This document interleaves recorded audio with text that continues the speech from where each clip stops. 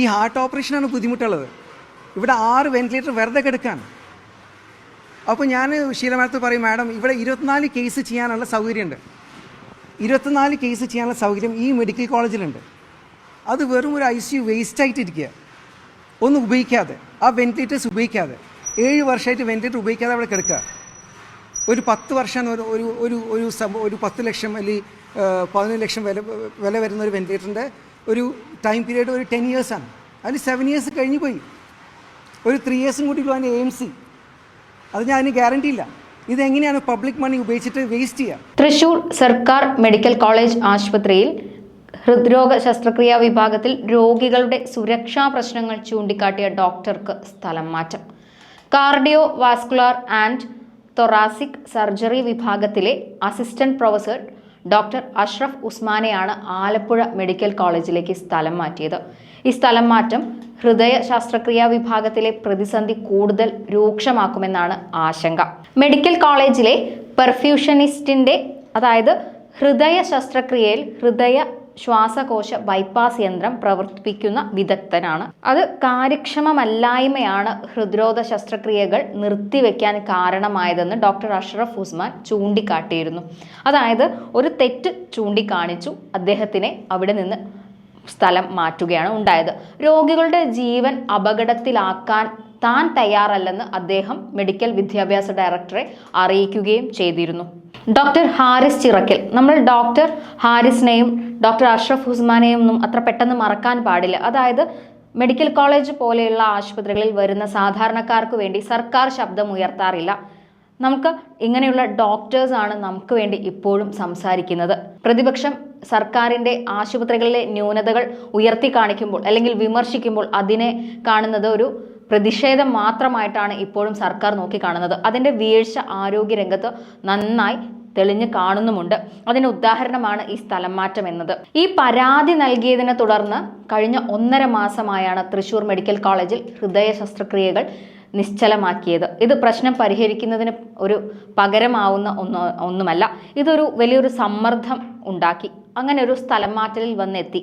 ഇതാണ് ഇപ്പോൾ ഡോക്ടർ അഷ്റഫ് ആരോപിക്കുന്നത്.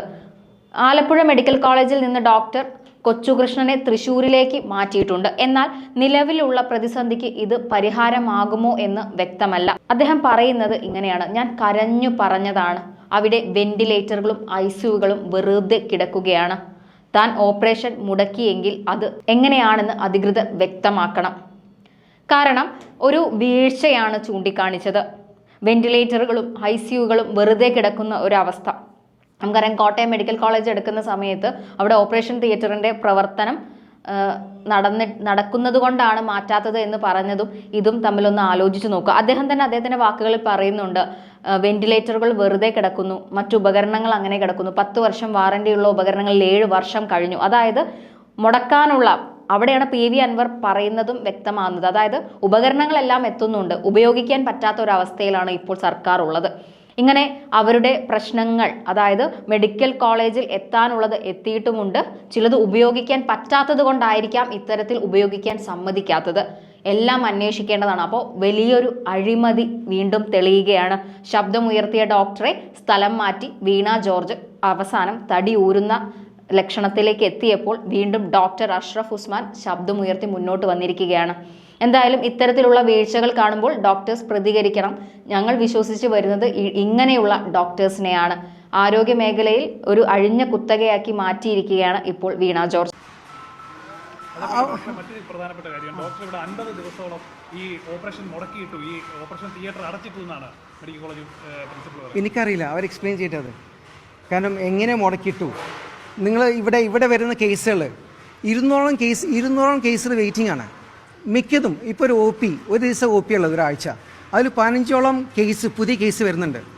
അതിൽ ഒരു കേസൊക്കെയാണ് ഹാർട്ട് ഓപ്പറേഷൻ ഇല്ലാത്ത ഓപ്പറേഷൻ. ബാക്കിയെല്ലാം ഹാർട്ട് ഓപ്പറേഷനാണ്. ഡേറ്റ് കൊടുത്തിരിക്കുന്ന ഹാർട്ട് ഓപ്പറേഷനാണ്. അപ്പോൾ ഹാർട്ട് ഓപ്പറേഷൻ നിർത്തിവെച്ചാൽ പിന്നെ ആ ഡേറ്റുള്ള പേഷ്യൻ്റ് ഹാർട്ട് ഓപ്പറേഷന് വരാൻ പറ്റുമോ? എങ്ങനെയാണ്? ഒരു ഹാർട്ട് ഓപ്പറേഷൻ തന്നെ റിസ്ക്കുള്ള ഓപ്പറേഷനാണ്.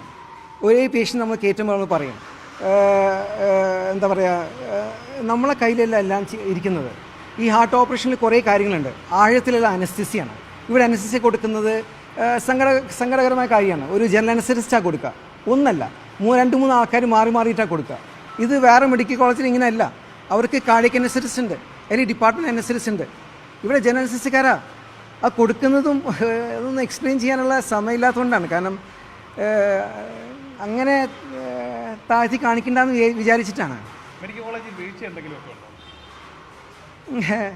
ഈ പ്രശ്നം തുടങ്ങുന്നത് ഞാൻ വരുന്ന സമയത്ത് ഞാൻ പറഞ്ഞു, ഇവിടെ ഷീല മാഡം ആയിരുന്നു പ്രിൻസിപ്പൽ. ഞാൻ പറഞ്ഞു, മാഡം എല്ലാ പേഷ്യൻസും കരഞ്ഞു വരുന്നുണ്ട് ഒ പിയിൽ. ഞാൻ എല്ലാ ദിവസവും 2 ഓപ്പറേഷൻ ചെയ്യുന്ന ഡോക്ടറാണ്. അത് നിങ്ങൾക്ക് ഇവരെ സർട്ടിഫിക്കറ്റ് വേണ്ട, നിങ്ങൾക്ക് RTI വിട്ടാൽ മതി, നിങ്ങൾക്ക് പരിഹാരത്തുള്ള ഡോക്ടേഴ്സിനോട് ചോദിച്ചാൽ മതി, നിങ്ങൾക്ക് എന്താ പറയുക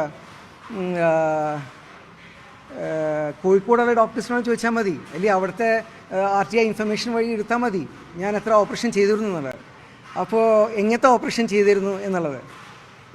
അപ്പോൾ ഞാൻ വന്നപ്പോൾ ഞാൻ ഷീല മാഡത്തോട് പറഞ്ഞു, മാഡം ഇവിടെ എല്ലാ പേഷ്യൻസും കരഞ്ഞു വരാണ്. കാരണം 200 പേഷ്യൻസാണ് വെയിറ്റിംഗ്. ഈ 200 പേഷ്യൻസ് വെയിറ്റ് ചെയ്യുന്ന സമയത്ത് എങ്ങനെയാണ് ഒരു ICU അടച്ചിടുക? ഒരു 5 കോടി ICU വെറുതെ കിടക്കാണ്. 5 വർഷമായിട്ട് ഈ ഡിപ്പാർട്ട്മെൻറ്റ് തുടങ്ങിയത് 2017, ചലിച്ച് തുടങ്ങിയത് 2019. ഈ മാഡം പറയുന്നുണ്ട് ഒരാളെ കൊണ്ടുവന്നു എന്നുവെച്ചാൽ ഈ ഡിപ്പാർട്ട്മെൻറ്റ് ഉണ്ടാക്കിയ ആൾ കൊണ്ടുവന്നു എന്ന് പറയുന്നത്. ഒരാളെ കുറവ് കാണിക്കില്ല, പക്ഷേ ജനങ്ങൾ അറിയണം. ഇവിടെ ഒരു വർഷം 2019 ഇത് ചലിച്ച് തുടങ്ങിയപ്പോൾ ഒരു വർഷം 4 ഹാർട്ട് ഓപ്പറേഷൻ നടന്നത്. ഇവിടെ മിക്കത് പേഷ്യൻസും വരുന്ന ഹാർട്ട് ഓപ്പറേഷനാണ്, അല്ലാതെ ചെറിയ കാലിൻ്റെ ബൈപ്പാസോ ചെറിയ പഴുപ്പെടുക്കാനോ അല്ല. ഈ ഹാർട്ട് ഓപ്പറേഷനാണ് ബുദ്ധിമുട്ടുള്ളത്. ഇവിടെ 6 വെന്റിലേറ്റർ വെറുതെ കിടക്കാൻ. അപ്പോൾ ഞാൻ ഷീല മാഡത്ത് പറയും, മാഡം ഇവിടെ 24 കേസ് ചെയ്യാനുള്ള സൗകര്യമുണ്ട്. 24 കേസ് ചെയ്യാനുള്ള സൗകര്യം ഈ മെഡിക്കൽ കോളേജിലുണ്ട്. അത് വെറും ഒരു ICU വേസ്റ്റായിട്ടിരിക്കുക, ഒന്നും ഉപയോഗിക്കാതെ, ആ വെന്റിലേറ്റേഴ്സ് ഉപയോഗിക്കാതെ 7 വർഷമായിട്ട് വെന്റിലേറ്റർ ഉപയോഗിക്കാതെ അവിടെ കിടക്കുക. ഒരു 10 വർഷം ഒരു 10 ലക്ഷം അല്ലെങ്കിൽ 15 ലക്ഷം വില വരുന്ന ഒരു വെന്റിലേറ്ററിൻ്റെ ഒരു ടൈം പീരീഡ് ഒരു 10 ഇയേഴ്സാണ്. അതിൽ 7 ഇയേഴ്സ് കഴിഞ്ഞു പോയി. ഒരു 3 ഇയേഴ്സും കൂടി ഉള്ളൂ അതിൻ്റെ AMC. അത് ഞാൻ അതിന് ഗ്യാരണ്ടി ഇല്ല. ഇതെങ്ങനെയാണ് പബ്ലിക് മണി ഉപയോഗിച്ചിട്ട് വേസ്റ്റ് ചെയ്യുക? കേസ് ചെയ്യാൻ ഞാൻ തയ്യാറാണ്. അപ്പോൾ കേസ് ചെയ്യാൻ തയ്യാറാണെന്ന് പറയുമ്പോൾ ഇവരൊക്കെ കൂടിയിട്ട് എന്താ പറയുക, അതിൽ ഡോക്ടർ രവീന്ദ്രൻ ഉണ്ടാവും, ഞാൻ മീറ്റിംഗ് എല്ലാവരും കൂടി വിളിക്കും, അനസ്തറ്റിസ്റ്റ് ഉണ്ടാവും. അപ്പോൾ അവർ പറയും, ഇവിടെ ഡോക്ടർ ആശിഷ് ഉണ്ട്, അവർ കാർഡിയക് അനസ്തസിയോളജിസ്റ്റാണ്, ഫെലോഷിപ്പ് ചെയ്തൊരു ഡോക്ടറാണ് കാർഡിയക് അനസ്തസിയ. പക്ഷേ അവരെ സർവീസ് എല്ലാപ്പോഴും കിട്ടില്ല, അവർ വല്ലപ്പോഴും വന്ന് തരുള്ളൂ. അപ്പോൾ അവരെ ഫുൾ ടൈം നമുക്ക് തരാമോ? കാരണം അദ്ദേഹം ഇരിക്കുന്നത് ഈ ഡിപ്പാർട്ട്മെൻറ്റ് ഉണ്ടാക്കിയപ്പോൾ ഒരു അനസ്തസിയ പോസ്റ്റ് ഉണ്ട്, ആ പോസ്റ്റിൽ ഇരിക്കുകയാണ് അവർ. ഞാൻ വരുന്നതിന് മുമ്പ് അതായത് ഇപ്പോഴത്തെ ഈ സ്ഥലം മാറ്റം സമ്മർദ്ദം മൂലമാണ്. സ്ഥലം മാറ്റുന്നത് എങ്ങനെയാണ് ഞാൻ ചോദിക്കുന്നത് വെച്ചാൽ, ഒരു പെർഫ്യൂഷൻസിൻ്റെ ഇപ്പോൾ ഞാൻ ഈ നിങ്ങൾ കേൾക്കുന്നുണ്ട്, എന്നെ കേൾക്കുന്ന ആയിരക്കണക്കിന് കാർഡിയക് സർജൻസ് ഉണ്ട് വേൾഡ് വൈഡ്. ഇന്ന് AI-ൻ്റെ കാലമാണ്. നിങ്ങൾക്ക് ChatGPT ഉണ്ട്, പലതരം AI ടൂൾസ് ഉണ്ട്. നിങ്ങൾക്ക് തന്നെ നോക്കാം, ഒരു പേഷ്യൻ്റ് ഉണർന്നു വരുന്നില്ല, അവരെ പ്ലേറ്റ്ലെറ്റ്സ് കുറയാണ്, ബൈപ്പാസ് മെഷീൻ ഓടിച്ചുകൊണ്ട്. ഇതിലെ ഫസ്റ്റ് ഡയഗ്നോസിസ് എന്താ എന്ന് നിങ്ങൾ AI-നോട് ചോദിക്കൂ. ആരെയും പറ്റിക്കാൻ പോകുന്നത്? അതിൽ 2 പേഷ്യൻസ് എന്താ പറയുക, നമുക്ക് പറയാൻ പറ്റാത്ത കാര്യങ്ങൾ. കാരണം എനിക്ക് 15 വർഷമായിട്ട് ഞാൻ കാണുന്നില്ല. 6ാമത്തെ ദിവസം പ്ലേറ്റ്ലെറ്റ്സ് കുറഞ്ഞ് നിൽക്കാൻ, 50,000 പ്ലേറ്റ്ലെറ്റ്സ് നിൽക്കാൻ. പേഷ്യൻ്റ് ലേറ്റായിട്ട് എഴുന്നേറ്റ് വരാണ്. പക്ഷേ നോർമലായ പേഷ്യൻ്റ് പെട്ടെന്ന് ഒരു ദിവസം 6ാമത്തെ ദിവസം, എൻ്റെ ഈ 15 വർഷം ഞാൻ കാർഡിയക് സർജറിയിൽ ഞാൻ ആദ്യമായിട്ട് കാണാൻ, എനിക്ക് മനസ്സിലായില്ല എന്താ സംഭവം എന്ന്. ഞാൻ ആ പൈസനോട് പറഞ്ഞു, എനിക്ക് ഇഷ്ടം പോസ്റ്റ്മോർട്ടം ചെയ്ത് നോക്കുന്നതാണ്. അപ്പോൾ അവരൊരു പാവം അപ്പച്ചനായിരുന്നു. അവർ പറഞ്ഞു, സാറേ എനിക്ക് എൻ്റെ ഭാര്യനെ തിരിച്ച് കിട്ടില്ലല്ലോ, അപ്പോൾ അത് ചെയ്തുകൊണ്ട് വലിയ കാര്യമുണ്ടോ? അപ്പോൾ ഞാൻ പറഞ്ഞ്, ഭാര്യ തിരിച്ചു കിട്ടില്ല, പക്ഷേ എനിക്ക് സാധാരണഗതിയിൽ എല്ലാ മെഡിക്കൽ കോളേജിലും പോസ്റ്റ്മോർട്ടം ചെയ്യും. ഇതിൻ്റെ കാരണം എന്താ അറിയാൻ വേണ്ടിയിട്ട്. പക്ഷെ അവർ വില്ലിങ് ആയിരുന്നില്ല. അപ്പോൾ എനിക്കാണെങ്കിൽ ഈ ഡെഡ് ബോഡീസ്, എൻ്റെ അച്ഛൻ മരിച്ചിട്ട് പോസ്റ്റ്മോർട്ടം ചെയ്യപ്പെട്ട അത് കണ്ട് നിൽക്കേണ്ട ഒരു അവസ്ഥ എനിക്കുണ്ടായിരുന്നു. അപ്പോൾ എനിക്ക് ഈ ബോഡി മ്യൂട്ടിലേറ്റ് ഒന്നും ഇഷ്ടമില്ല. അയാളെ ചോദ്യം പ്രസക്തമാണ്, ഇത് പോസ്റ്റ്മോർട്ടം ചെയ്തുകൊണ്ട് തിരിച്ചു കിട്ടില്ലല്ലോ. പക്ഷെ അത് കഴിഞ്ഞിട്ട് അടുത്ത കേസ് എഴുന്നേറ്റ് വന്നില്ല. ഇത് രണ്ടിലും ഹാർട്ട് സ്കാൻ ചെയ്യുമ്പോൾ നോർമലാണ്.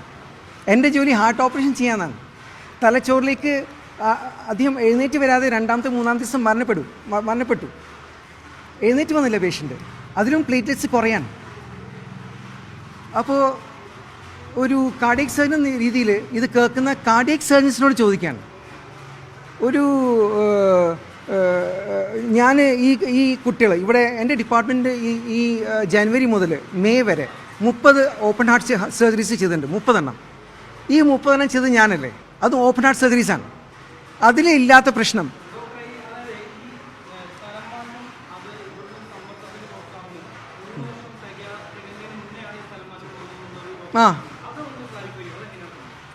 ആക്ച്വലി എൻ്റെ ഹോം സ്റ്റേഷനാണ്. എൻ്റെ അമ്മ അവിടെ കാറ്ററാക്ട് സർജറി 80 ഇയേഴ്സ് ഉണ്ട് നിൽക്കുന്നത് നിങ്ങൾ കാണാം.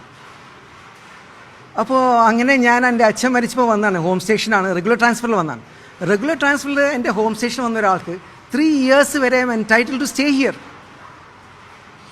അപ്പോൾ ഒരു ഫെസിലിറ്റി മാക്സിമൈസ് ചെയ്യാൻ വേണ്ടി നോക്കുമ്പോൾ അതിൻ്റെ തെറ്റുകൾ എത്രയോ പ്രാവശ്യം കാണിച്ചു കൊടുത്തു. ഞാൻ കളക്ടറിനെ കണ്ടു. കാരണം ഇവിടെ ഒന്നും നടക്കുന്നില്ല കണ്ട് ഞാൻ കളക്ടറെ പോയി കണ്ടു. കളക്ടറോട് പറഞ്ഞു, സാറേ എനിക്ക് കേസ് ആ കുട്ടിക്ക് കൊടുക്കാൻ പറ്റില്ല, നിങ്ങൾ നിർബന്ധിക്കരുത്.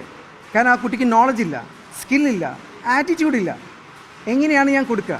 അപ്പോൾ അദ്ദേഹം വളരെ നല്ല മനുഷ്യനാണ്. എനിക്ക് അവസാനം കണ്ടപ്പോൾ ഞാൻ അമ്മയോട് വന്ന് പറഞ്ഞു, എനിക്ക് സന്തോഷമായി നമ്മളെ പാണ്ഡ്യൻ സാറിനെ കണ്ടപ്പോൾ. കാരണം വളരെ എഫബിൾ, വളരെ നല്ല മനുഷ്യൻ. പക്ഷേ അദ്ദേഹത്തിൻ്റെ ആ ഒരു പ്രസൻറ്റേഷനിൽ ഒരു പൊളിറ്റിക്കൽ പ്രഷർ കണ്ടു. നിങ്ങൾക്ക് ഒരു കാര്യം ആലോചിച്ചാൽ മതി. ഒരേ പ്രാവശ്യം ഞാൻ ഇവിടെ പ്രിൻസിപ്പളിനെ കാണുമ്പോൾ ഈ പ്രശ്നം പറഞ്ഞിട്ട്, ഈ പെർഫ്യൂഷൻസ് ഇഷ്യൂ പറഞ്ഞിട്ട്, അല്ലെങ്കിൽ സൂപ്രണ്ടിനോട് സംസാരിക്കുമ്പോൾ ആദ്യം അവർ പ്രൊആക്റ്റീവാണ്. പ്രിൻസിപ്പൾ പറയും, അഷ്റഫെ ഞാൻ ഇതിന് സോൾവ് ആക്കി തരാം, പക്ഷേ പൊളിറ്റിക്കലാണെങ്കിൽ എനിക്ക് ബുദ്ധിമുട്ടാണല്ലോ എന്ന് എനിക്കറിയാലോ എന്ന് പറയും. അല്ലെങ്കിൽ ഇത് സൂപ്രണ്ടിനോട് പറയും, ആദ്യം പറയും ഒരു റിക്വസ്റ്റ് ഇട്ടതാ, അപ്പോൾ ഒരു റിക്വസ്റ്റ് എഴുതും, പിന്നെ റിക്വസ്റ്റ് ഇട്ടതാ, ആ റിക്വസ്റ്റ് കാണാനില്ല, അടുത്ത റിക്വസ്റ്റ് ഇട്ട് കൊടുക്കും. അവസാനം റിക്വസ്റ്റ് കഴിഞ്ഞ് ഒരാഴ്ച കഴിഞ്ഞ് പറയുമ്പോൾ എന്താ പറയുക, ഈ പൊളിറ്റിക്കൽ അപ്പോയിൻറ്റി ടെമ്പററി പോസ്റ്റ് അത് ആ കുട്ടീനെ മാറ്റാൻ പറ്റില്ല. നിങ്ങൾക്ക് വേണമെങ്കിൽ PSC അപ്പോയിൻറ്റിനെ അവർക്ക് വേണമെങ്കിൽ മടുത്ത് വിട്ടു പോയിക്കോട്ടെ, PSC അപ്പോയിൻറ്റി പോയിക്കോട്ടെ, SCS അപ്പോയിൻറ്റിനെ ഏതായാലും മാറ്റാൻ പറ്റില്ല. ഇങ്ങനെ പറയുമ്പോൾ നമുക്കറിയാലോ എന്താണ് ഉദ്ദേശം എന്ന്.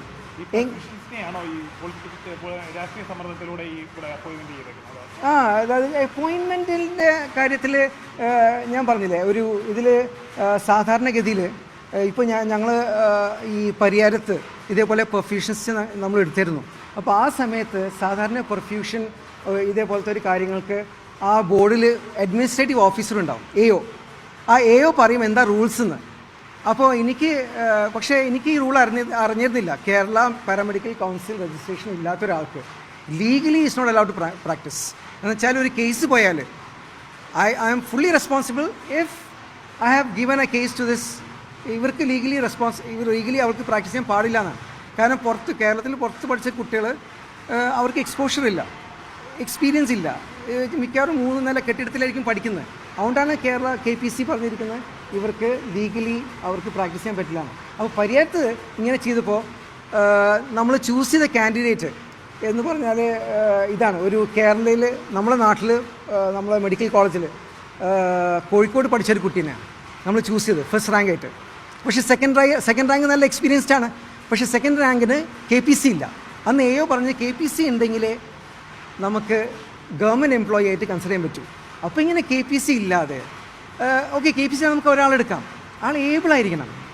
ഇത് ഇത്രയും ടീം വർക്ക് ഇല്ലാത്തൊരു കാൻഡിഡേറ്റ്, ഇത്രയും ഡ്രോബാക്സ് ഉള്ള കാൻഡിഡേറ്റിൽ അതിന് ഇൻസിസ്റ്റ് ചെയ്യുക, പെർസിസ്റ്റ് ചെയ്യുക, അതിന് ഒരു സൊല്യൂഷൻ, ഈസി സൊല്യൂഷൻ. ഇപ്പോൾ ഡോക്ടർ രാജേഷ് എസിൻ്റെ മീറ്റിങ്ങിൽ ഡോക്ടർ രാജേഷ് എസ് നമ്മളോട് പറഞ്ഞിരുന്നു, എൻ്റെ സിസ്റ്റർമാരോട് പറഞ്ഞിരുന്നു, വേറൊരു പെർഫ്യൂഷൻ എടുക്കാം.